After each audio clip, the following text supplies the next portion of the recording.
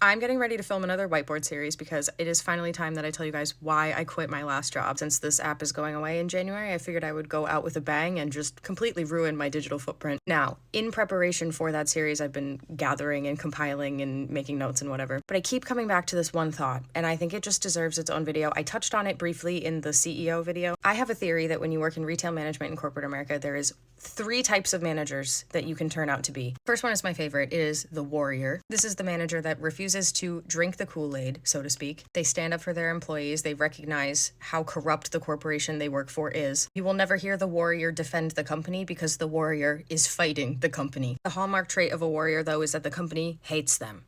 They absolutely hate them because they have not drank the Kool-Aid and refuse to. They encourage others to take their PTO. They will never yell at you for taking a mental health day. And they're not afraid to lose their jobs either because they're surprised that they even still have them to begin with. And the reason the company hates them is because they do things like, for example, say the store is chronically understaffed. Like it is a recurring issue. It is not a one-time thing. The issue has been raised over and over again and it's never been addressed because, oh my God, the company just can't afford the payroll. Whole staff is overworked, underpaid, and guess what? It's winter, so everyone's getting sick. Sickness finally reaches one of the other managers. Closing manager calls out because they are ill. The company expects that the warrior is going to stay, even though this has happened over and over again, and this is now like the 95th time that they've had to stay and close the store when they weren't scheduled to close. Instead of staying to close the store for the 95th time in a row, the warrior closes the store and goes home because they know that the fastest way to get corporate's attention is to make them lose money. Closing the store during business hours due to staffing issues is a surefire way to make sure that the company loses money. The warrior, if given the opportunity, will always choose to let the company fail and lose some money instead of sacrificing their own or their employees' health and sanity. They radicalize their employees and help them recognize their own self-worth, and because of that, they are usually fired on a technicality, such as attendance or something paperwork related. The next type of manager you can be is the numb manager. They barely feel anything anymore. They know deep down that everything is fucked up. They know the company is exploiting them. They know that they are working in the belly of the beast, but they don't fight back. They do exactly as they are asked to do because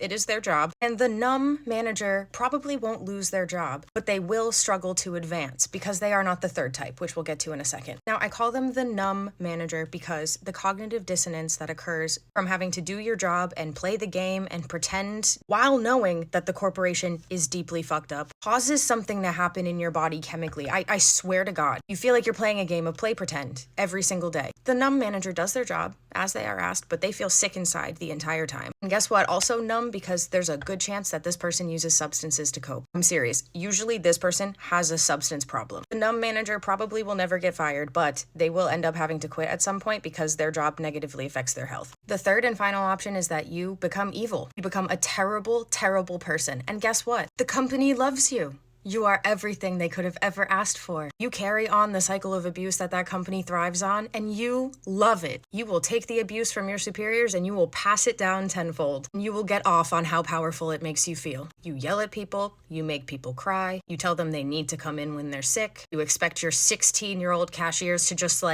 know everything about working at 16. You manufacture chaos to keep everybody on their toes. Your whole face is brown from how far up the company's ass you are at all times. The especially sinister ones will occasionally show you a little glimmer of humanness, and so you think that it's okay to open up and be vulnerable because you're so stressed out that just the outlet is nice for a minute, and then they later use all of that information that you gave them against you at your workplace. They make you feel crazy. They make you feel like you will never be good enough, and the company keeps you around as long as possible because you are imperative to their plan. You make your employees sad and uncomfortable, so they get to use you as a temporary scapegoat for why everyone's work life sucks so much, but they will fire you eventually when you lose the company money. But they thrive on the fact that you make employees sad, because if the employees are sad and talking about how much they hate you, they are never thinking about how much the company sucks. Employees that are stressed out by you, the evil manager, can't unionize. They are too distracted. People don't quit jobs, they quit managers. And no one ever quits companies. I liked the job, I just didn't like my manager. Did you actually like your job?